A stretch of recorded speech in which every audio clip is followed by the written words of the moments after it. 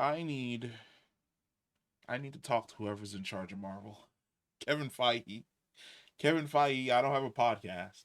But if you'd ever like to sit down and just have a conversation about the direction that the MCU is going in, I would happily sit down and talk to you all day.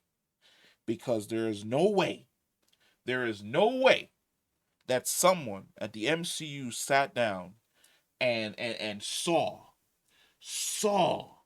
the chemistry between Jonathan Majors and Tom Hiddleston, between Kang and between Loki. There's no way somebody watched the final episodes of this season. No way. They watched the final episodes of this season and saw that magic.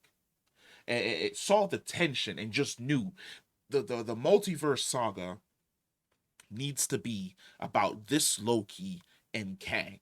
Just two individuals coming from opposite ends of the board, colliding and shrapnel everywhere. There's no way someone saw that magic and went, you know what?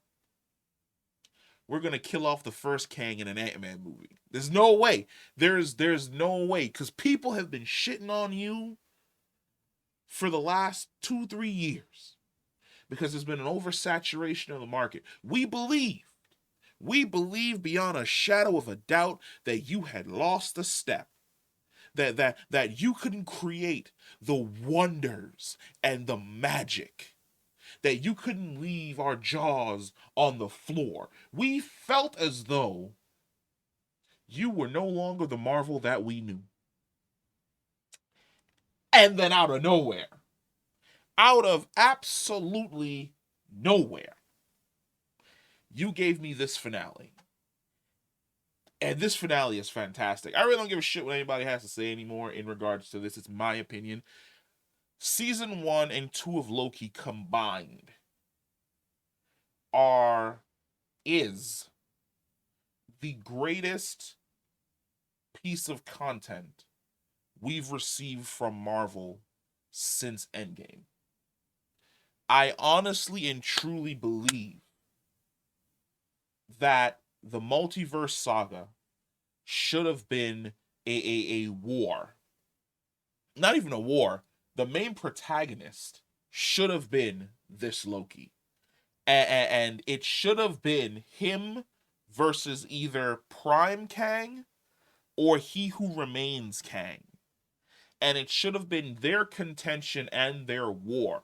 Him ascending to become the god of stories, holding the threads of the multiverse together by himself, versus Kang, who basically becomes the Beyonder and is just wiping out whole swaths of the multiverse to recreate his sacred timeline so that he can rule over everything once more. That should have been the core. You can't tell me that shouldn't have been the core. Scott Lang?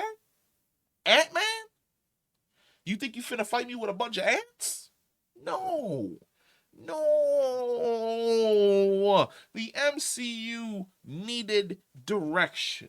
To be quite honest, I'm agreeing with Thanos. Like, we needed to just snap half of this shit that you've created over the last few years away. Away. Repurpose all those assets and put them into telling this story, because this finale was absolutely fucking fantastic. Across the board, 100%.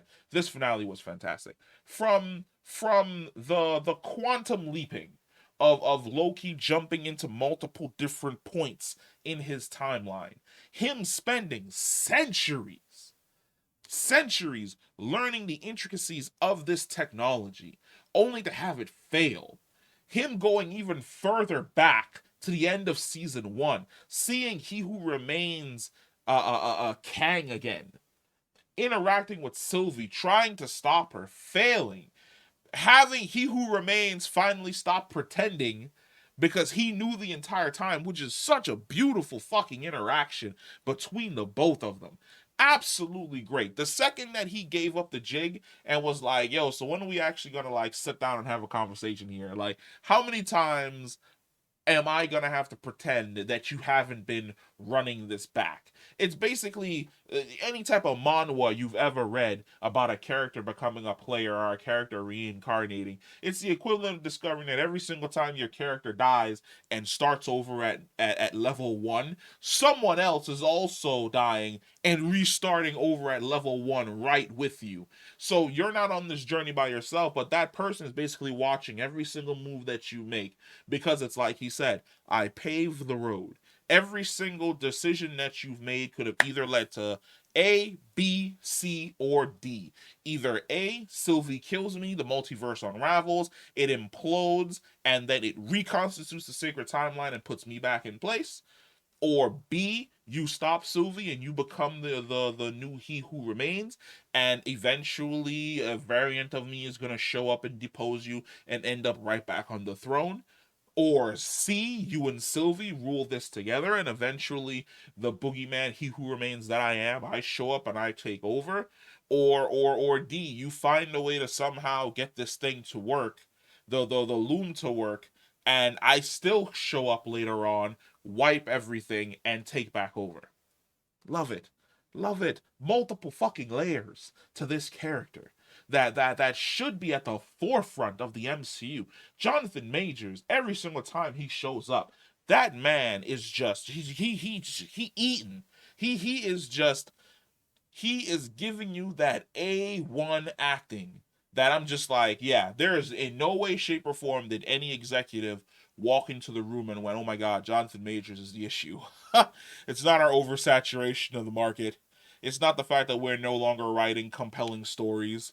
It's not the fact that we're attempting to appeal to kids while also attempting to appeal to the adults that grew up watching the original run for 10 years with Endgame. It's definitely not any of that. But Jonathan Majors, the guy who's been falsely accused, he's definitely the villain here. He's the threat. He's the reason why the MCU is failing. No, he's one of the bright spots of the fucking MCU, because every single time I see him on screen, he is giving me A1 of the compelling content where I'm like, this right here is a scary motherfucker on the level of Thanos, and I absolutely love it. And Loki's season 2 finale continues to prove why Jonathan Majors is the best thing in the MCU right now outside of Tom Hiddleston himself. Both of these two are working the same way Kylo Ren worked to carry the garbage that was the Star Wars sequels. The way Adam Driver broke his back, there are two people basically carrying this pillar known as the MCU. One of them is Jonathan Majors, the other one is Tom Hiddleston. And I'm really hoping that this is not the end of Tom Hiddleston's Loki. Either give me a season 3 or give me a movie that deals with his character.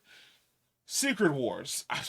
How long do I have to wait for that? Because I feel as though that's going to be the next time that you pull his Loki out of his throne of solitude as the Loki who remains, as the god of stories, and that truly is going to suck.